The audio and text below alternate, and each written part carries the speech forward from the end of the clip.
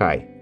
In this video, we are taking a look at the Mosko Moto Reckless 80 version 4 mounted on the KTM 890 Adventure using the Perun Moto large billet rack and tie-down brackets. Reckless 80 is Mosko Moto's largest reckless luggage system. It's designed for longer trips and demanding adventure travel, with a highly durable modular construction and plenty of flexibility for adding extra storage and accessories. In this setup, we are using two auxiliary pockets mounted on the back of the side holsters. One carries a Mosko Moto fatty tool roll, while the other holds a 4-liter dry bag with a tire compressor and tubeless repair kit. For mounting, we are using the Mosko Moto Gnoblin quick release system. The Gnoblin is installed in the front mounting hole on the Perun Moto large billet rack, while the Gnoblin hardware on the harness is mounted in the forward position. Installation of the Gnoblin onto our rack is shown in a separate video if you'd like a closer look at the process.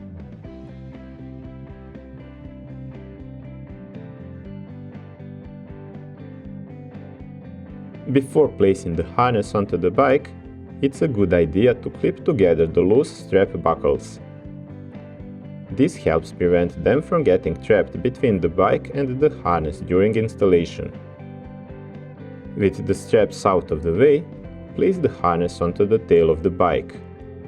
Align Gnoblin hardware and slide the harness forward until Gnoblin clicks into place.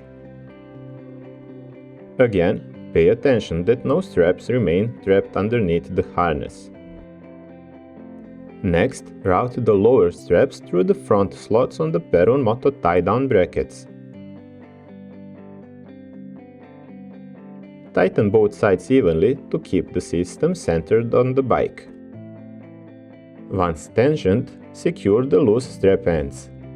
For the cleanest result, excess strap length can be trimmed to size, although the integrated Velcro loops work just as well. Now tighten the Gnoblin locking pin to round up the mounting process. At this point, the dry bags can be inserted into the harness. The holsters are spacious, so inserting the bags is quick and easy, especially if the dry bags are left open during installation. Once inserted, roll the tops at least 3 times and clip the buckles to the matching buckles on the harness.